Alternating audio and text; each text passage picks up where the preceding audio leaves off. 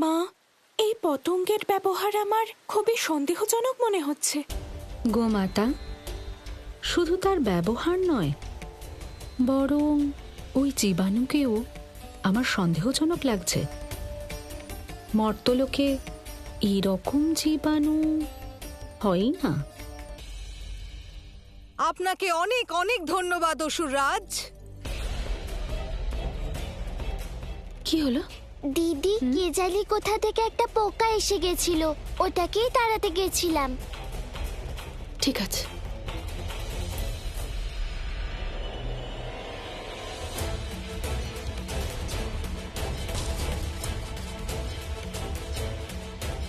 আমার কার্য তো সম্পন্ন হয়েছে।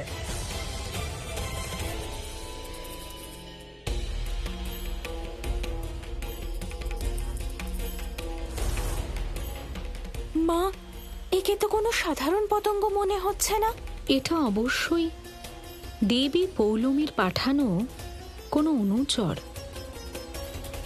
আমাকে ওর বিষয়ে জানতে হবে।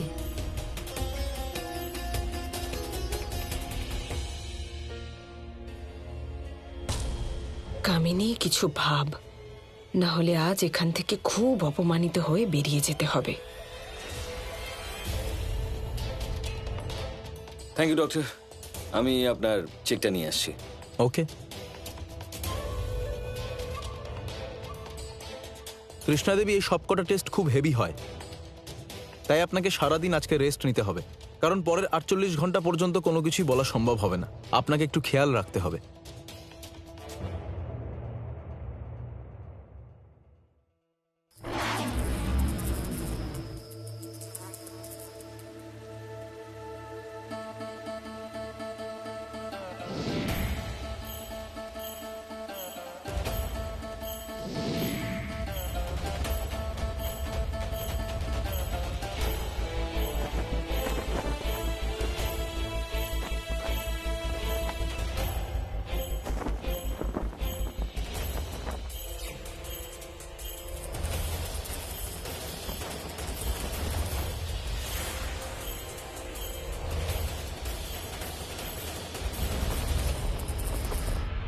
যদি আমি এই টিউবটাকে ফেলে দিই, তাহলে ডাক্তারের কাছে কোনো স্যাম্পল থাকবে না, আর আগামী 48 ঘন্টার মধ্যে উনি কোনো টেস্ট করতেও পারবেন না।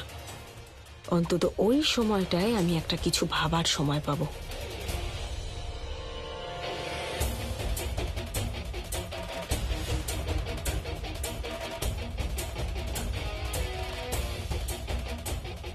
কৃষ্ণা,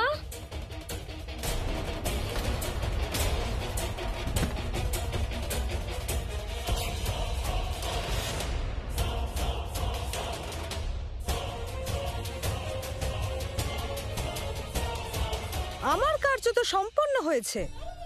এবার এই জীব জীবিত থাকুক বা তার মৃত্যুপ্রাপ্ত হোক, সেটা নিয়ে আমার চিন্তা করবার কোনো আবশ্যকতা নেই।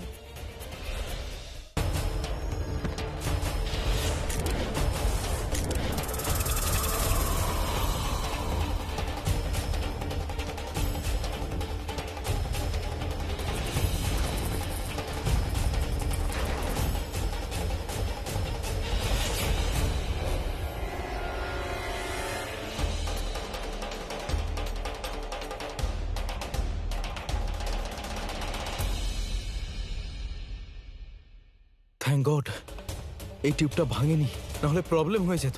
ভালো হয়েছে ডাক্তারবাবু, ওটা পড়ার আগেই আপনি ধরে ফেলেছেন। না হলে কিছু জন তো এমনিতেই চায় সত্যিটা কেউ না জানুক। মা, তুমি চিন্তা করো না, এরা আর বেশি দিন এখানে থাকবে না।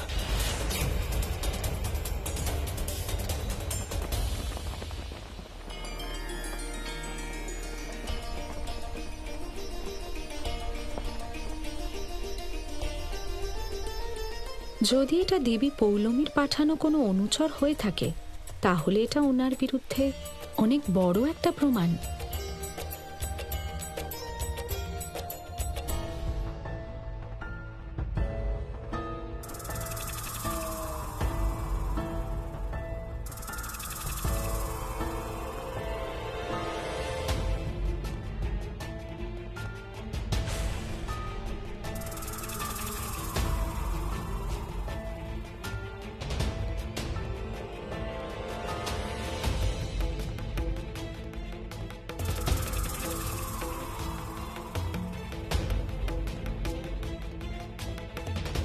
মা, চিন্তা করো না, সব ঠিক হয়ে যাবে।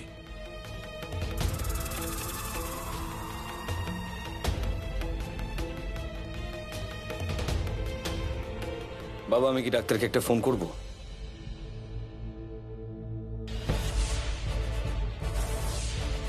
বলছি আর্য, একটু ধৈর্য ধরো।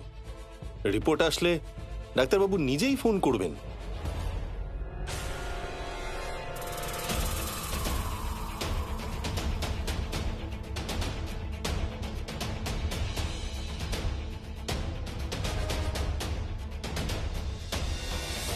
টেনশন নিও না তৃষ্ণা,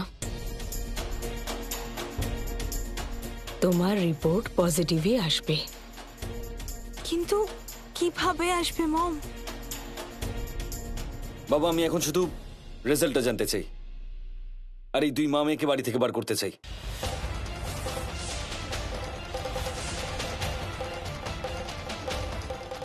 হে দেবী পৌলমী, আমাদের রক্ষা করুন। হে মা, সব যেন ঠিক হয়, আমাকে আশীর্বাদ করো। আমি ফোন করছি।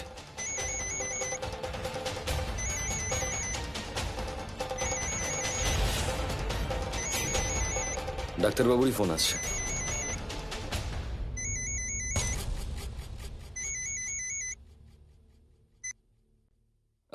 হ্যালো ডক্টর। আর্যবাবু, আপনার আর বাচ্চাটা ডিএনএ ম্যাচ করে গেছে।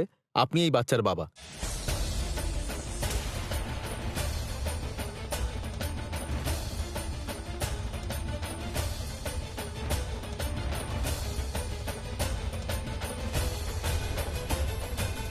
না ডক্টর, আপনি আপনি এটা কি বলছেন? এটা কি করে হতে পারে? দেখুন, ডিএনএ ম্যাচ করে গেছে, এখন আমাদের কিছু করার নেই। আপনি কাল এসে রিপোর্ট কালেক্ট করে নিয়ে যান। বাচ্চাটা আমার না হলে ডিএনএ কি করে ম্যাচ করতে পারে?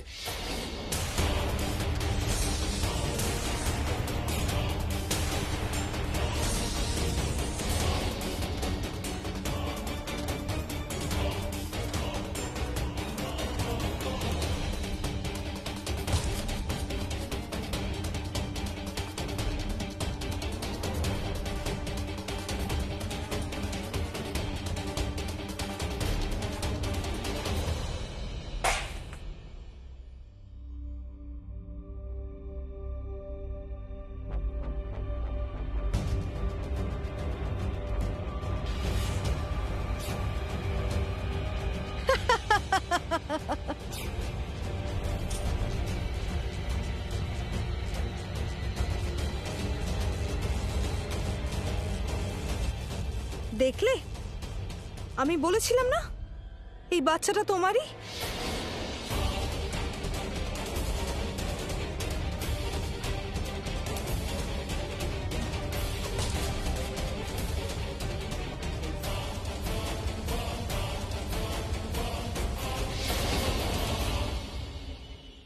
শুধু সিঁথিতে সিঁদুর পরিয়ে দিলেই কোনো সম্পর্ক তৈরি হয় না।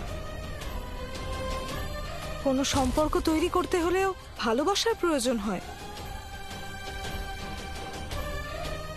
আর্য আমাকে ভালোবাসে, তোমাকে না।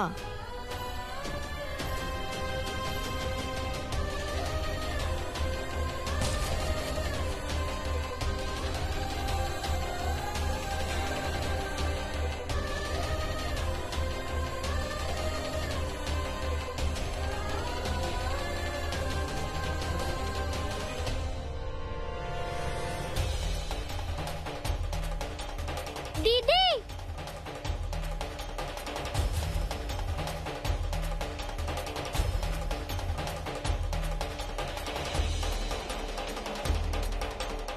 বাবা, বাবা প্লিজ, বাবা, বাবা, বাবা আমার কথা শোনো প্লিজ। ওই রিপোর্টগুলো মিথ্যে, আমি সত্যি বলছি, ওই বাচ্চাটা আমার নয়।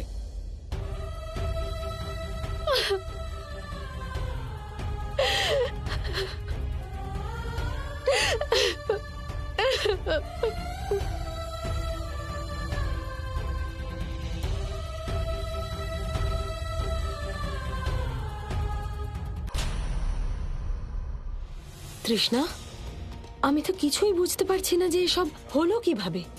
মম, আমার মনে হচ্ছে এটা কোনো চমৎকার। তাহলে কি ডাক্তাররাও এখন মিথ্যে কথা বলছে? হ্যাঁ, তুমি আমার সম্মানের কথাটাও একবার চিন্তা করলে না? বাবা প্লিজ এরকম বলো না, প্লিজ। তুমি তুমি আমার বাবা হও, যদি তুমি না বিশ্বাস করো তাহলে বাইরের লোক কি করে শুনবে আমার কথা? দিদি তুমি এত কেঁদো না। আমার জীবনে কাঁদা ছাড়া আর যে কিছুই বাকি নেই।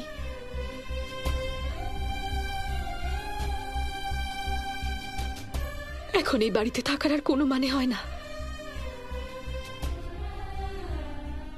আমার এখান থেকে চলে যাওয়াই উচিত। আর এক মুহূর্তও থাকতে পারবো না আমি এখানে। দিদি আমার মনে হয় কামিনী আন্টি আর তৃষ্ণা আন্টি আবার কোনো গেম খেলছে। যেতে হবে আমাকে। দিদি এটা তুমি কি বলছো?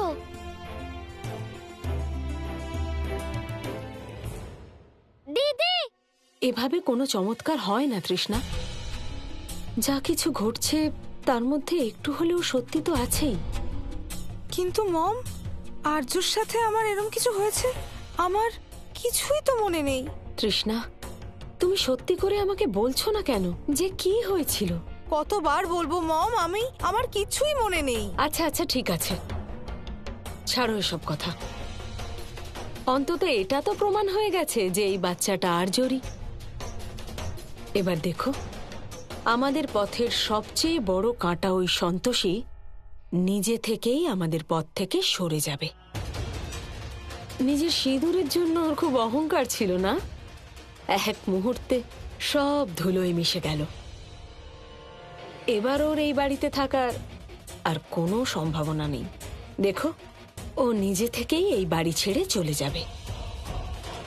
তারপর আমি আর্যকে তোমাকে বিয়ে করার জন্য রাজি করিয়ে নেব। বাবা একবার আমার দিকে অন্তত দেখো না প্লিজ। আরে বাবা, আমি তোমার দিকে তাকিয়ে কখনো মিথ্যে বলিনি। কি করে বোঝাবো আমি তোমাকে যে বাচ্চাটা আমার নয়? এখন সন্তোষীর কি হবে একবার ভেবেছো তুমি? দিদি তুমি এখান থেকে কেন যাচ্ছ? এখানে থেকে আমার কি লাভ রুদ্রাক্ষী? যে সম্পর্কের জন্য এখানে ছিলাম সেই সম্পর্কই যখন নেই তখন এখানে কেন থাকবো? দিদি তুমি আমার জন্য এখানে থাকবে না? আর দাদু তোমায় কত ভালোবাসে। আর আর্য দাদার সাথে তোমার আবার বিয়ে হয়ে গেছে, তাই না? প্লিজ দিদি, প্লিজ থাকো না।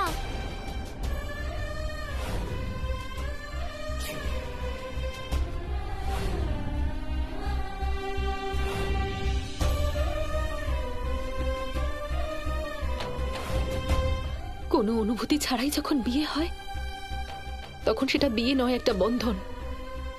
আর এরকম বন্ধনে থাকার থেকে ভালো ডিভোর্স।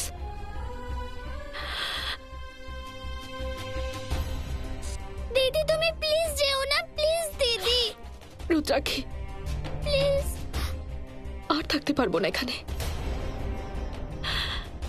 এই বাড়িতে অনেক কিছু সহ্য করেছি আমি, শুধু এইটা ভেবেছে একদিন ঠিক আর্য স্যার আমার কাছে ফিরে আসবেন, কিন্তু সেটা আর কখনো হবে না।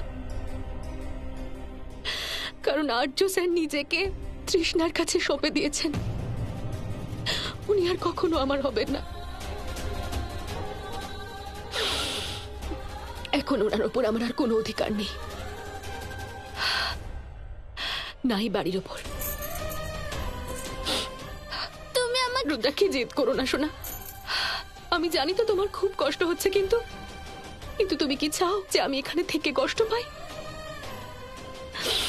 আমাকে এখান থেকে যেতে হবে, যেতেই হবে। দিদি, দিদি দাঁড়াও রুদ্রাক্ষী না। না। দেখো আর্য, তুমি এবার যাও এখান থেকে। আমাকে আর নিজের মুখ দেখিও না। তুমি যাও, out, get out, get out. তোমার থেকে আমি এটা আশা করিনি। দিদি প্লিজ যেও না।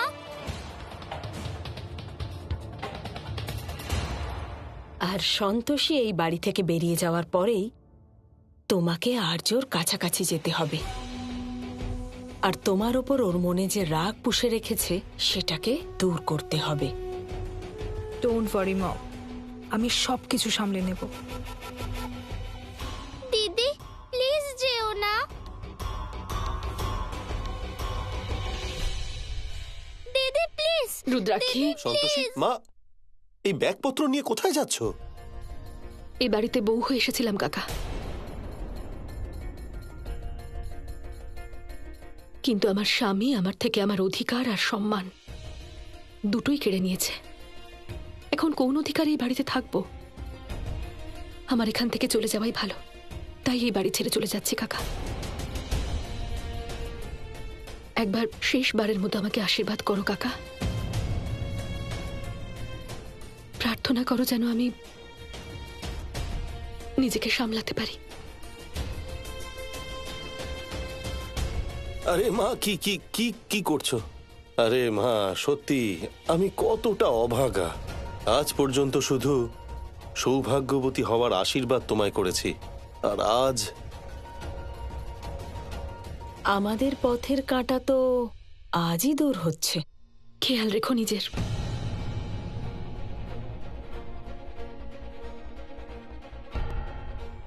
তুমি কোথাও যাবে না।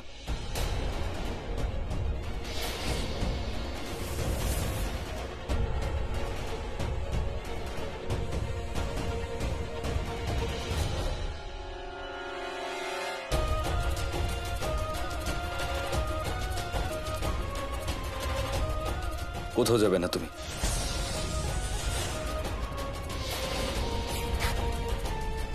হাত ছাড়ুন আমার।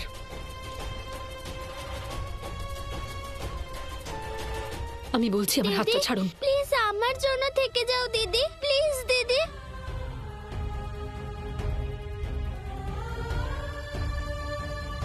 রুদ্রাক্ষী, জিদ করো না, হাতটা ছাড়ো।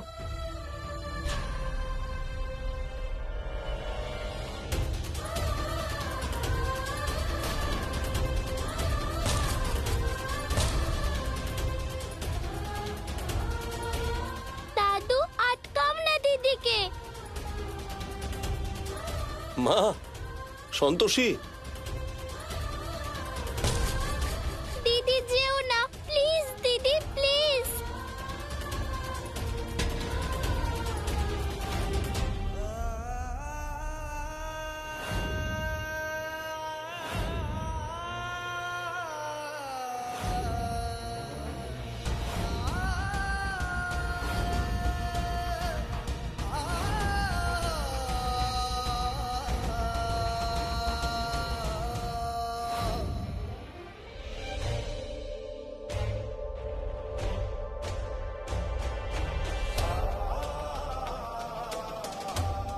আমি বললাম না তুমি কোথাও যাবে না।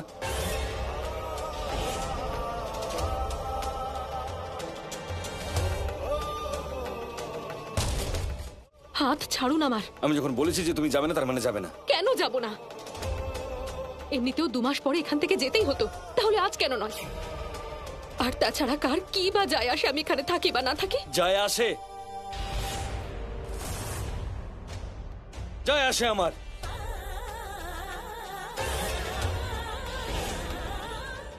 আর যতদিন না আমি এটা প্রমাণ করে দিই যে তৃষ্ণার গর্ভে যে বাচ্চাটা রয়েছে সেটা আমার নয়, অন্য কারোর, তুমি এখান থেকে কোথাও যাবে না।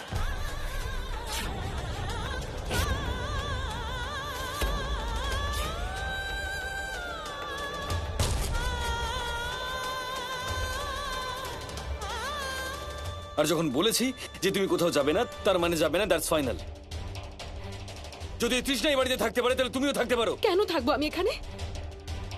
আর কোন অধিকারে থাকবো? আর আপনি কোন অধিকারে আটকাচ্ছেন আমাকে?